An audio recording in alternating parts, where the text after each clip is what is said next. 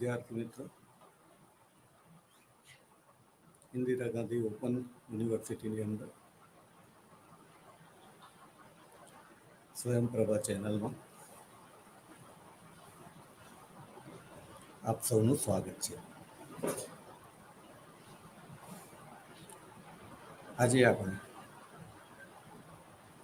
યુરોપના ઇતિહાસના સંદર્ભમાં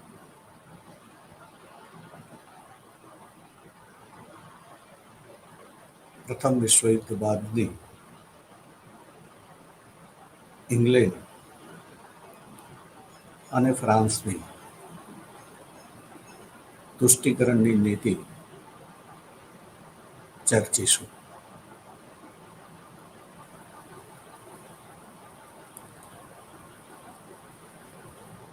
ઇંગ્લેન્ડ અને ફ્રાન્સ આપણે અગાઉના સેશનમાં જોયું તે પ્રમાણે પરસ્પર હરીફ હતા. ખાસ કરીને ઇંગ્લેન્ડ પોતાના આર્થિક હિતોની વચ્ચે કોઈ ન આવે તેનું સવિશેષ ધ્યાન રાખતું હતું.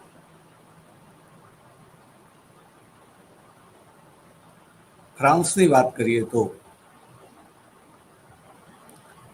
ફ્રાન્સ મહત્વાકાંક્ષી જરૂર હતું, પરંતુ સમયની દ્રષ્ટિએ વાત કરીએ તો છેલ્લા ઘણા બધા વર્ષોથી ફ્રાન્સની સ્થિતિ બરાબર નથી ચાલતી. આપણે યાદ રાખવું જોઈએ કે 1870ના ફ્રાન્કો પ્રશિયા યુદ્ધથી ફ્રાન્સની સ્થિતિ બરાબર ચાલતી ન હતી.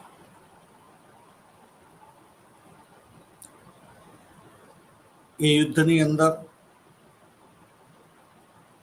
પ્રશિયાના હાથે એનો પરાજય થયો હતો.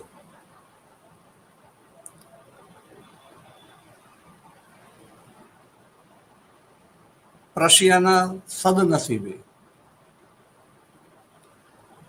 અને ફ્રાન્સના બદનસીબે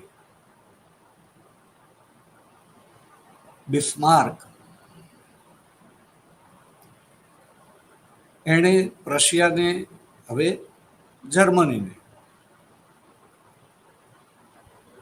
મજબૂત કરવા માટે જે નીતિ અખત્યાર કરી એ નીતિને પરિણામે ફ્રાન્સ ખાસ કરીને યુરોપના દેશોમાં એકલું અટુલું પડી ગયું.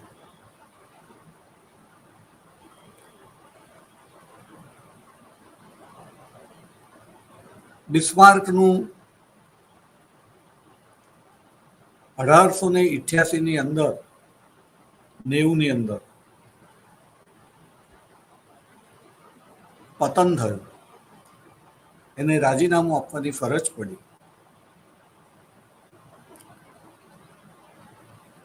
અને વિલિયમ કેસર દ્વિતીયએ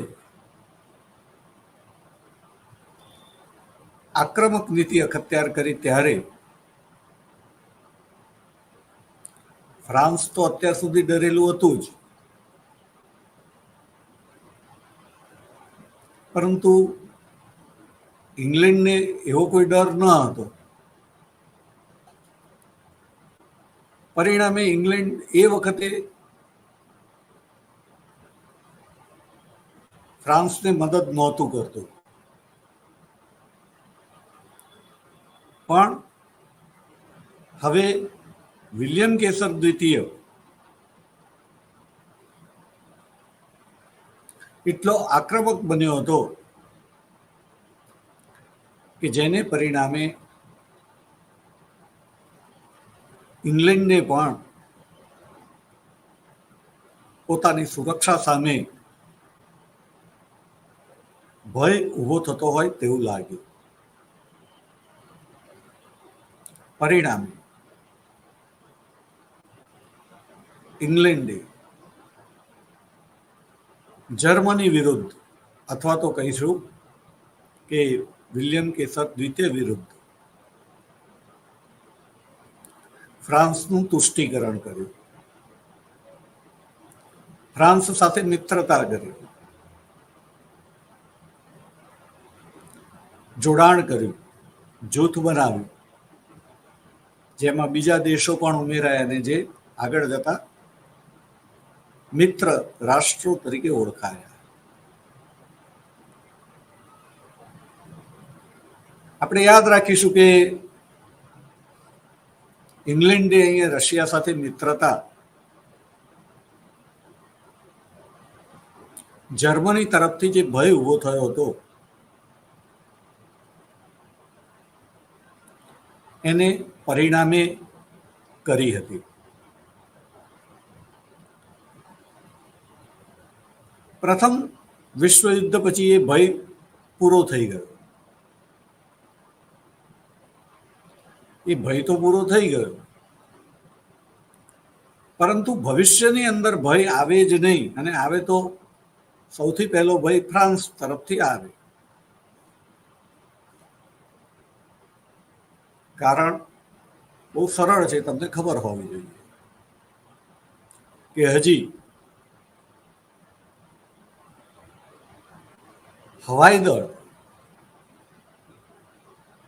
એનું મહત્વ એટલું વધ્યું ન હતું.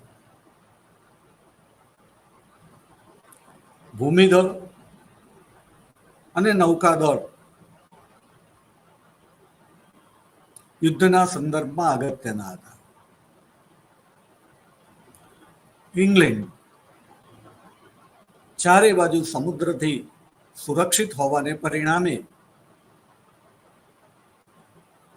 એને નૌકાદળની અગત્યતા વધારે હતી, અને એનું નૌકાદળ યુરોપના અન્ય દેશો કરતા વધારે શક્તિશાળી હતું. પણ આમ છતાં કોઈ શક્તિશાળી બને, જે પ્રથમ વિશ્વયુદ્ધ પહેલા થયું કે જર્મનીએ 1893 અંદર કે 95 અંદર નૌકાધારો પસાર કરીને એવું કીધું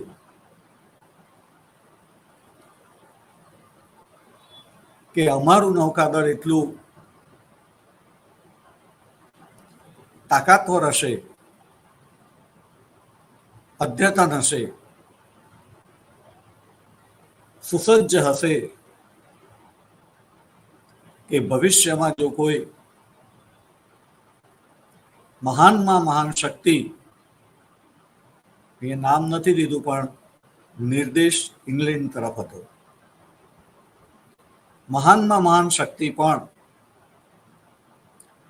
જો જર્મનીના નૌકાદળને પડકારવાનું સાહસ કરશે તો એની મહાનતા સામે ભય ઊભો થશે. તો આ રીતે જો જર્મની તરફથી ઇંગ્લેન્ડના નૌકાદળને પડકાર પ્રાપ્ત થતો હોય તો જર્મની તો ઇંગ્લેન્ડથી ઘણું દૂર હતું, ફ્રાન્સ વધારે નજીક હતું. એટલે પ્રથમ વિશ્વયુદ્ધની અંદર હવે જર્મનીની તો હાર થયેલી હતી. ફ્રાન્સ એની નજીક હતું પણ મિત્ર હતું. પરંતુ રાજકારણની અંદર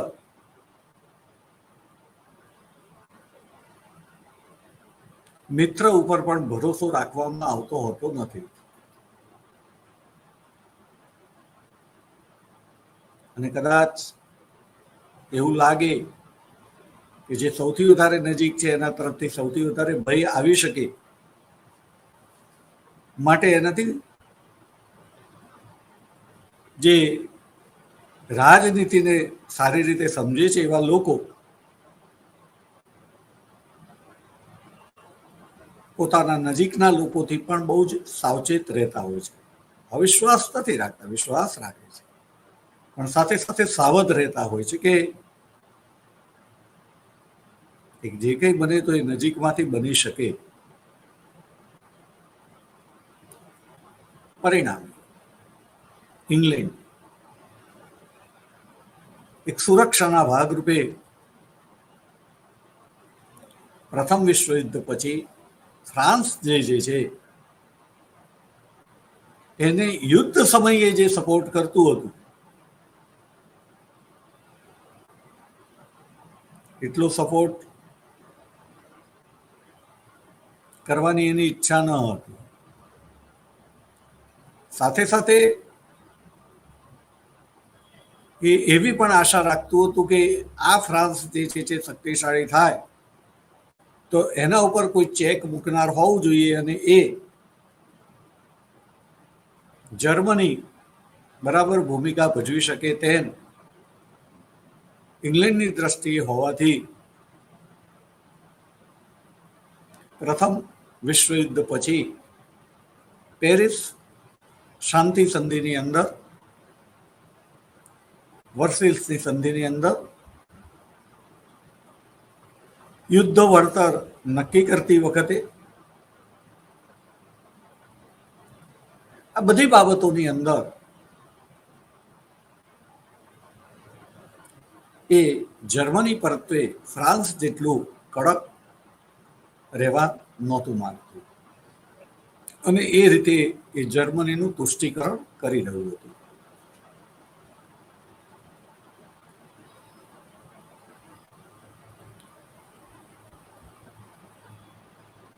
ફ્રાન્સની આપણે વાત કરીએ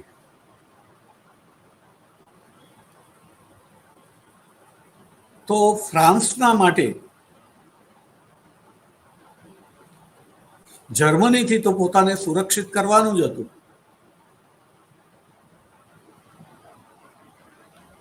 બ્રિટન તરફથી એને કોઈ ભય ન હતો. આપણે એ યાદ રાખીશું.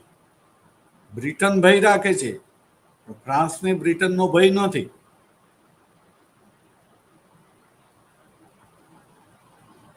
કેમ કે ફ્રાન્સને પોતાને ખબર છે કે અમે બ્રિટન સાથે સ્પર્ધા નથી કરવાના.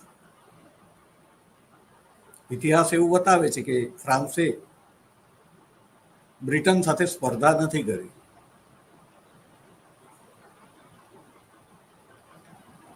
અને સ્પર્ધા ન કરીએ તો ત્યાં યુદ્ધની પણ કોઈ શક્યતા નથી રહેતી. અને ઇતિહાસ બતાવે છે કે બ્રિટને ફ્રાન્સ પર એવું કોઈ આક્રમણ કર્યું નથી, કે એની આર્થિક નીતિ પણ એવી ન હતી કે જે બ્રિટનના આર્થિક હિતોને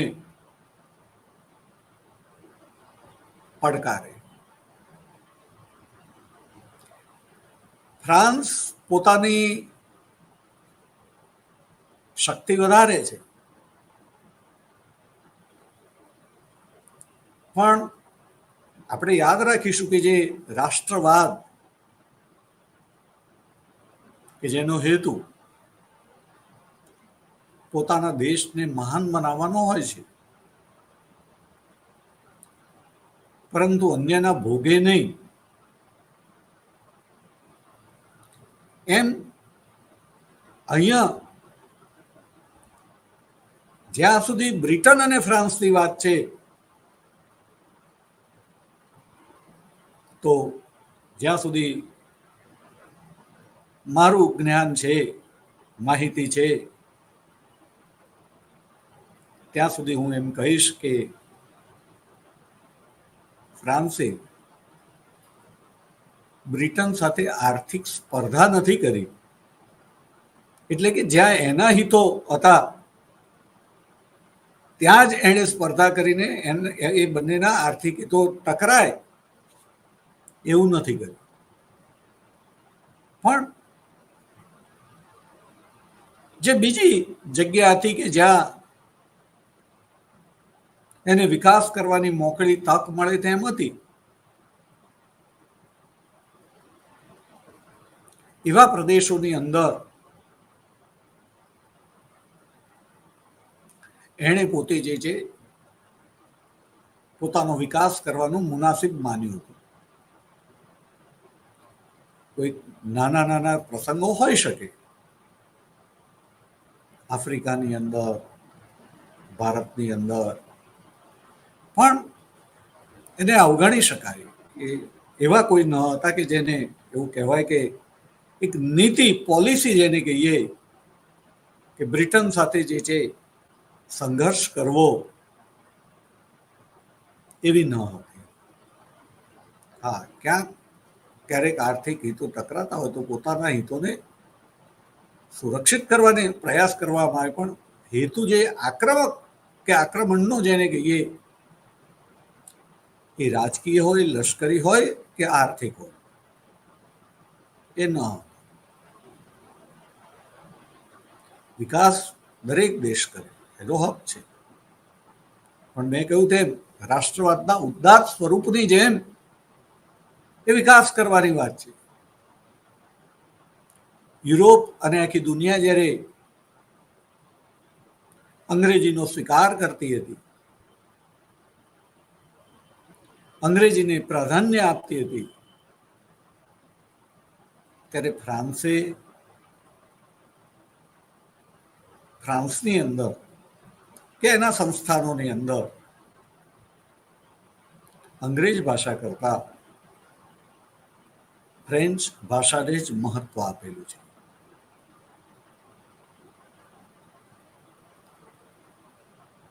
અને એ રીતે જેને આપણે રાષ્ટ્રવાદનું ઉદાત્ત સ્વરૂપ કહીએ એનું ઉદાહરણ પૂરું પાડ્યું છે. એ જ્યારે જુદી જુદી જગ્યાએ, હવે બ્રિટન સિવાયની વાત કરીએ તો પોતાના આર્થિક હિતોને સુરક્ષિત કરે છે કે વિકસિત કરે છે, ત્યારે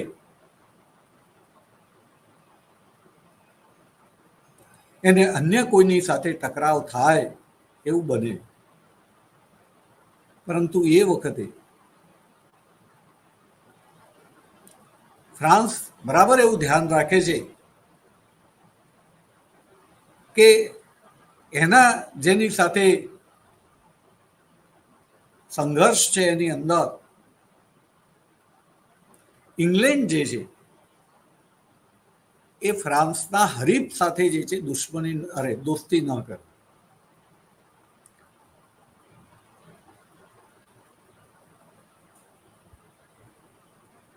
કે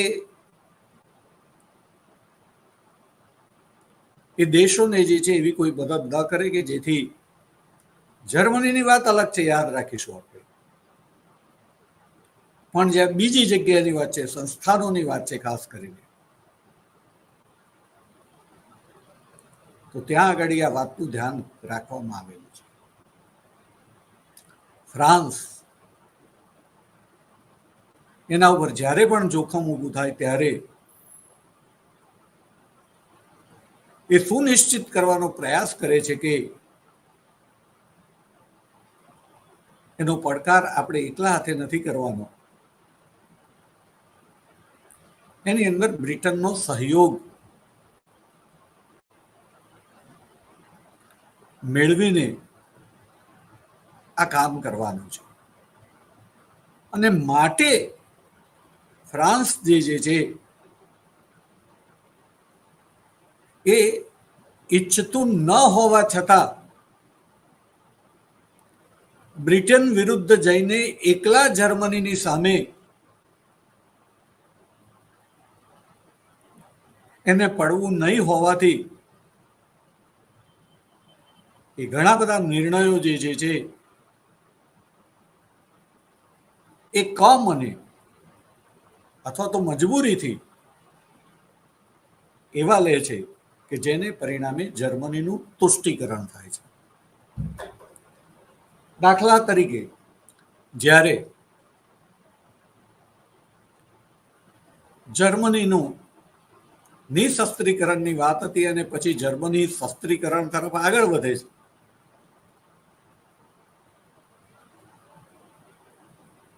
ત્યારે ફ્રાન્સ એની તરફેણમાં ન હતું, પણ બ્રિટનના સાથ વગર એ ન તો પોતે વ્યક્તિગત રીતે કે રાષ્ટ્રસંઘના ભાગરૂપે જર્મની વિરુદ્ધ કોઈ પગલાં લેવા માંગતું હતું. અને પરિણામે ઇંગ્લેન્ડે તો તુષ્ટિકરણ કર્યું છે, ફ્રાન્સે પણ જર્મનીનું તુષ્ટિકરણ કર્યું. નિશસ્ત્રીકરણની વાત હોવા છતાં જ્યારે જર્મની જે છે પુનઃ શસ્ત્રીકરણનો આરંભ કરે છે, ત્યારે ફ્રાન્સ આ ખાડા કાન કરીને તુષ્ટિકરણ કરે છે. આવી જ રીતે જે બીજી બધી ઘટનાઓ જે છે બનતી ગઈ, રાઇનલેન્ડની અંદર નિશસ્ત્રીકરણ હતું,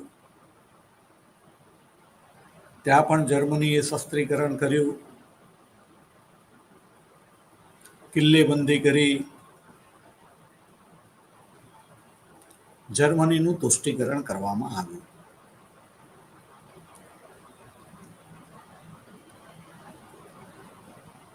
આવી રીતે અનેક જગ્યાએ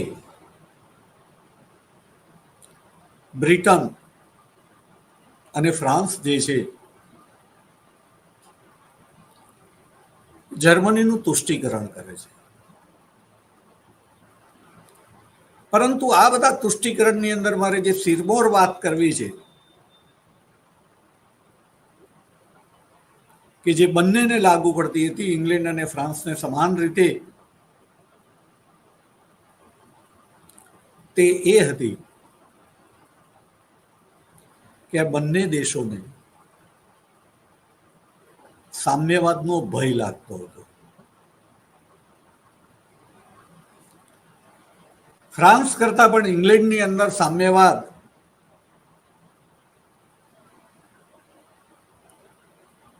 ઝડપથી આગળ વધતો હતો. ઇંગ્લેન્ડનો મજૂર પક્ષ પ્રથમ વિશ્વયુદ્ધના ઇલેક્શનોની અંદર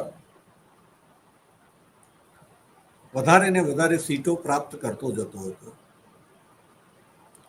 રાજનીતિની અંદર પણ એમના પક્ષનું મહત્વ વધતું જતું હતું.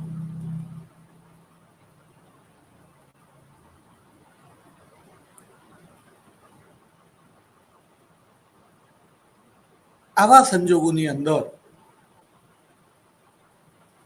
ઇંગ્લેન્ડ એની ઈચ્છા તો આ સામ્યવાદ જે છે એનું બાળ મરણ કરવાની હતી.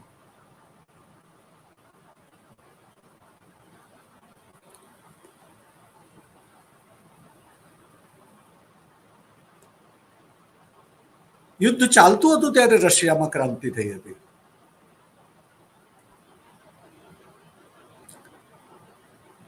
રશિયા મિત્ર રાષ્ટ્રો તરફ હતું અને લેનિને એક તરફે યુદ્ધ વિરામ જર્મન મોરચે લાગુ કર્યો, એને પરિણામે મિત્ર રાષ્ટ્રો મુશ્કેલીમાં મુકાઈ ગયા હતા. કારણ કે જર્મનીનું એ તરફની સૈન્ય શક્તિ હવે ઇંગ્લેન્ડ અને ફ્રાન્સના મોરચે વધારે તાકાતથી લડે તેમ હતું. અને પરિણામે એ લોકોએ રશિયાને વિનંતી કરી હતી કે તમે યુદ્ધમાં ચાલુ રહો, પણ રશિયાએ એવું કર્યું ન હતું, એટલે નારાજ હતા જ. નંબર 2, સામ્યવાદી અર્થવ્યવસ્થા, ખાસ કરીને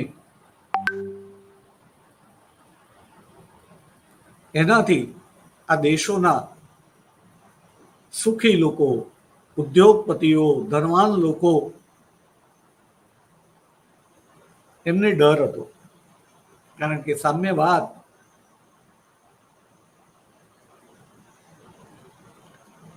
એ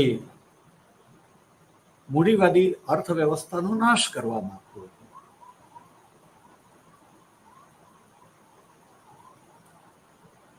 સંપત્તિનું રાષ્ટ્રીયકરણ કરવા માંગતું હતું. વિશેષાધિકારો નાબૂદ કરવા માંગતું હતું. કામ કરે તે ખાય અને કામ કરે તેના મતાધિકારમાં માનતું હતું. શ્રમજીવીઓની સરમુખત્યારશાહીમાં માનતું હતું. વર્ગ વિહીન સમાજ રચનામાં માનતું હતું. આ બધું ઉપલા વર્ગના લોકોના માટે પચાવવું સરળ ન હતું. અને એમને એમ લાગતું હતું કે આ બધું જો આપણા દેશમાં થાય, તેમને બહુ જ ભય લાગતો હતો. અને પરિણામે લોકો ઈચ્છતા હતા કે રશિયામાં સામ્યવાદનું બાળ મરણ થાય ને ત્યાંથી એ બીજે ક્યાંય તો આગળ વધે જ નહીં. એમણે સામ્યવાદના વિરોધીઓને ઉશ્કેર્યા. રશિયામાં આંતરવિગ્રહ થયો, પરંતુ એમાં પણ બોલ્શેવિકોની જીત થઈ. ત્યાર પછી મૂડીવાદી દેશો માટે થોડીક રાહતના સમાચાર એ હતા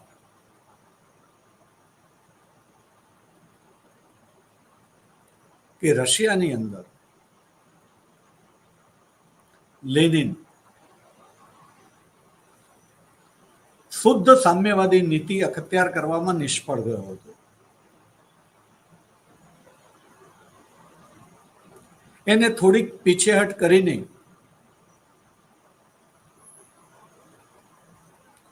નવી આર્થિક નીતિ અમલમાં મૂકવી પડી હતી. અને મૂડીવાદી તત્વોને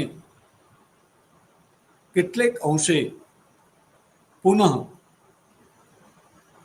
અર્થવ્યવસ્થાની અંદર સ્થાન આપવું પડ્યું હતું.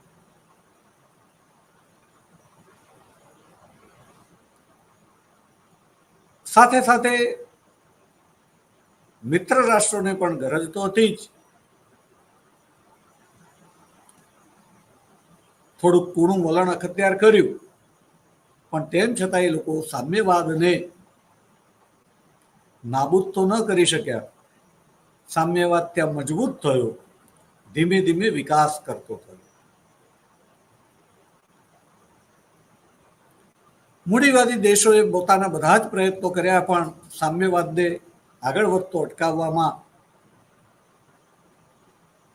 એ નિષ્ફળ ગયા. અને એમાં પણ જ્યારે સ્ટાલિન સત્તા ઉપર આવ્યો,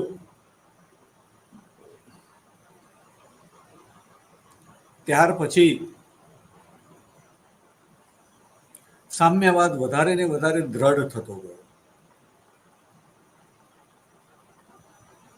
સાથે સાથે સમય પણ એવો હતો કે સ્ટાલિનને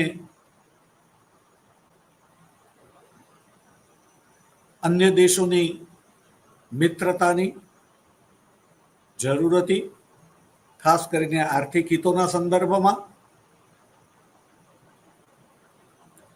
અને મિત્ર રાષ્ટ્રોને પણ આર્થિક હિતોના સંદર્ભમાં રશિયાનું બજાર અને કાચો માલ જોઈતા હતા.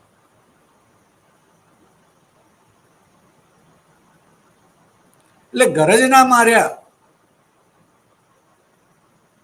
બંને એક બાજુ હાથ મિલાવતા હતા, પણ અંદર ખાને મિત્ર રાષ્ટ્રોએ હજી પણ સામ્યવાદને હૃદયથી સ્વીકાર્યો ન હતો અને એમના તમામ પ્રયત્નો ચાલુ હતા કે આ સામ્યવાદ જે છે એનું પતન કેવી રીતે કરવું, કરી શકતા ન હતા. એવા સંજોગોની અંદર જ્યારે પ્રથમ વિશ્વયુદ્ધ પછીની હતાશાની અંદરથી ઇટાલીની અંદર મુસોલિની અને જર્મનીની અંદર હિટલર ઉદય પામી રહ્યા હતા, ત્યારે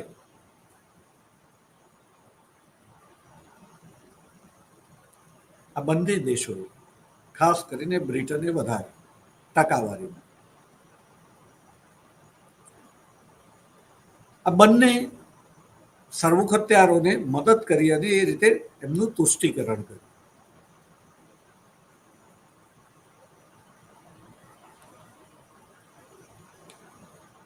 ઘણી બધી વસ્તુઓના મિત્રો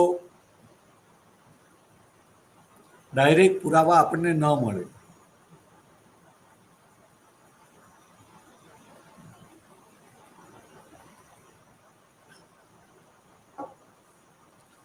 ઘણી બધી વસ્તુ આપણે પૂર્ણ વિરામ મૂકીને ન કહી શકીએ, પણ અંદેશો જે છે એ સત્ય શોધી કાઢતું હોય છે. દાખલા તરીકે ભારતની અંદર કેટલાક લોકોના અકસ્માતમાં મૃત્યુ થયેલા છે.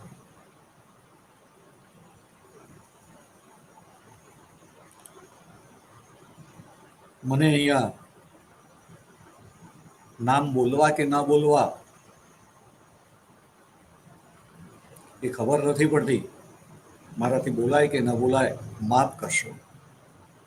મારો અહીંયા કોઈ ઈરાદો નથી, કોઈ વૃત્તિ નથી. મારે ફક્ત વિદ્યાર્થીઓને ઇતિહાસ સમજાવવો છે.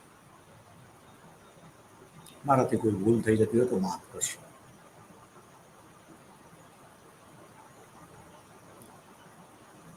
આપણે જાણીએ છીએ કે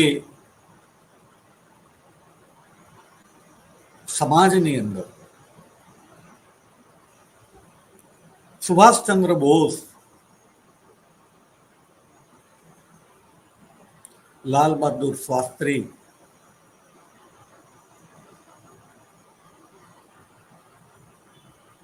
મથાઈ, ઇન્દિરા ગાંધીના સચિવ, અંગત સચિવ, સંજય ગાંધી,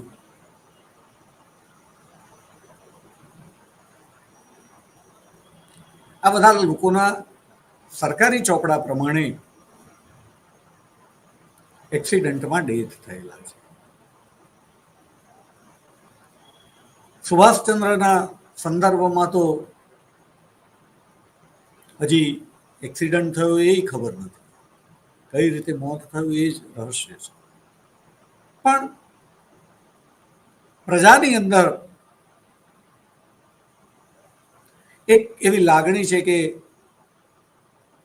એમનું મોત નથી થયું, એમનું મોત કરવામાં આવ્યું છે. અને આવું જ બાકીના આપણે જેના નામ દીધા તેવા અને બીજા પણ કેટલાય લોકો કે જેમના માટે જે છે એ પ્રજાને એવો અંદેશો છે, એમના મોત નથી થયા, પણ મોત કોઈ કારણોસર જે છે કરવામાં આવ્યા છે. પ્રજા માને છે, પ્રજા પાસે પુરાવા નથી હોતા, એને મળે પણ નહીં, ને તે શોધવાની ઘણી બધી બાબતોમાં જરૂર પણ લાગતી નથી હોતી. ખબર પડી જાય. એક શિક્ષક તરીકે અમારી પાસે ઘણી વખત વિદ્યાર્થીઓ આવીને ખોટું બોલે, અમે પુરવાર કરવા નથી જતા.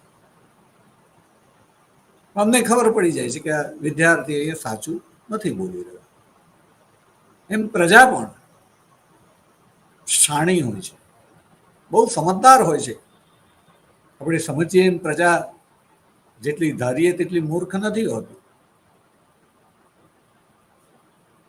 બહુ બધી બાબતોમાં એને ખબર પડી જાય છે, ગંધ આવી જાય છે. કહેવત છે કે પાપ છાપરે ચડીને પોકારે છે. ખોટું કર્મ કોઈએ પણ કર્યું હોય, ક્યારેય પણ કર્યું હોય. લોકો બોલે નહીં. કહેવત છે કે બિલાડીના ગળે ઘંટ કોણ બાંધે? નિર્બળ તો ન જ બાંધે. પણ તેમ છતાં લોકોને ખબર પડી જાય છે. એમ અહીંયા જે છે એ આપણી પાસે પુરાવા નથી કે ઇંગ્લેન્ડ, ફ્રાન્સ, પણ જુદા જુદા વિદ્વાનો એમને દિશા નિર્દેશ કરેલો છે કે જો હિટલર મુસોલિનીને મૂડીવાદી તત્વો તરફથી, અહીંયા હું મૂડીવાદી શબ્દ જ વાપરીશ, એ જ બરાબર છે. અહીંયા સરકારો નથી આવતી. એ વ્યક્તિ સરકારમાં બેઠેલો હોય પણ અભિગમ અહીંયા મૂડીવાદી છે. એટલે એક જ વ્યક્તિ એ સરકારી હોવા છતાં સાથે સાથે એ કોઈક બીજા વાદ સાથે પણ સંકળાયેલો છે. ત્યારે આપણે કોની વાત કરીએ છીએ, સરકારી કે વાદની? તો અહીંયા વાત આપણે મૂડીવાદની કરી રહ્યા છીએ કે પોતે મૂડીવાદી હિતોને સુરક્ષિત કરવાના સંદર્ભની અંદર આ લોકોને મદદ કરી રહ્યા હતા, મુસોલિની અને ખાસ કરીને હિટલરને. કારણ આ બંને જણા લોકશાહીનો તો વિરોધ કરતા જ હતા. મુસોલિની તો લોકશાહીનો ખૂબ વિરોધ કરતો હતો. ગોકળ ગાયની ગતિએ ચાલનારી, મૂર્ખા લોકોની, વગેરે વગેરે.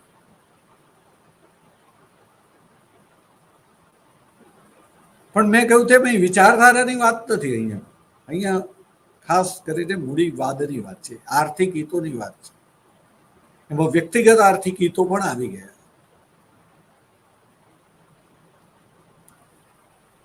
અને એને સુરક્ષિત કરવા માટે થઈને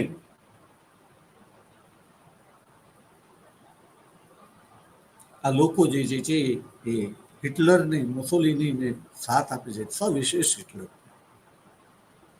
આપણે કહ્યું છે કે main is a selfish animal. અને વ્યક્તિ કોઈ પણ હોય, આપણે રાજકારણની અંદર જોઈએ છીએ કે જુદા જુદા રાજકારણીઓની સંપત્તિ, ઘોષિત સંપત્તિ તો બહુ ઓછી હોય છે. એવું કહેવાય કે ઘણાની પાસે કાર પણ નથી હોતી, એક કાર પણ નથી હોતી. એટલા બધા એ લોકો બેકાર હોય છે કે એક કાર પણ નથી હોતી. અને દુનિયાની નજરે તો એ કોઈ કામ કરતા હોતા જ નથી, એટલે બેકાર હોય જ છે. અને છતાં એમની પાસે જે છે જે અઢળક સંપત્તિ હોય છે, તમામ નેતાઓ પાસે અઢળક સંપત્તિ હોય છે. એ સંપત્તિ જે છે એ જો સામ્યવાદ આવે તો એમને ખબર છે કે શું થાય. અને પરિણામે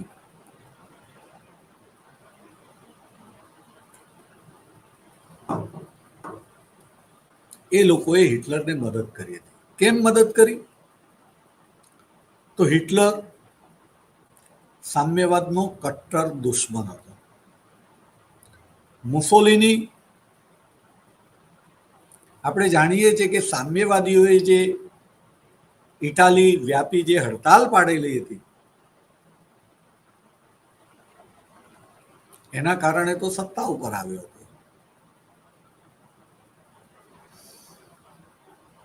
બંને સામ્યવાદના કટ્ટર વિરોધી હતા.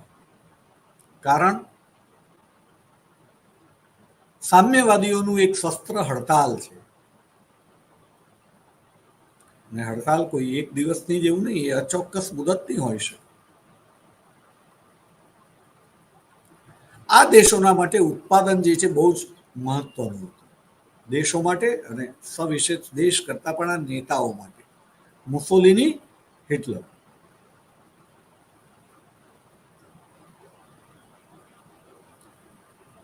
તો એ લોકો જે છે કોઈ પણ ભોગે ઉત્પાદન બંધ રહે, ઉત્પાદનને અસર થાય, એ સ્વીકારવા તૈયાર ન હતા. અને સામ્યવાદીઓ વારે ઘડીએ જે છે હડતાલો પાડી પાડીને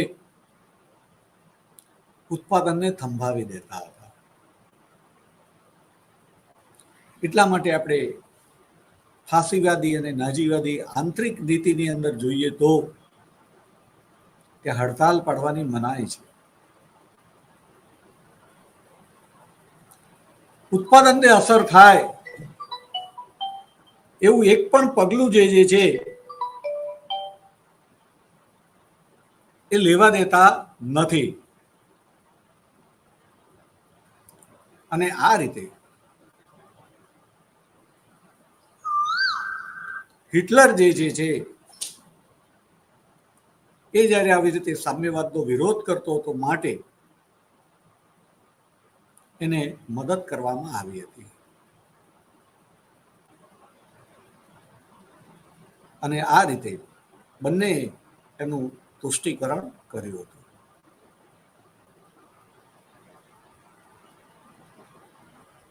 આજે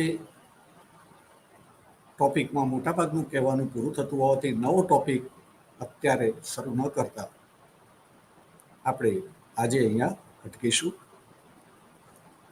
જય હિન્દ, જય ભારત, ભારત માતા કી જય, વસુધૈવ કુટુંબકમ.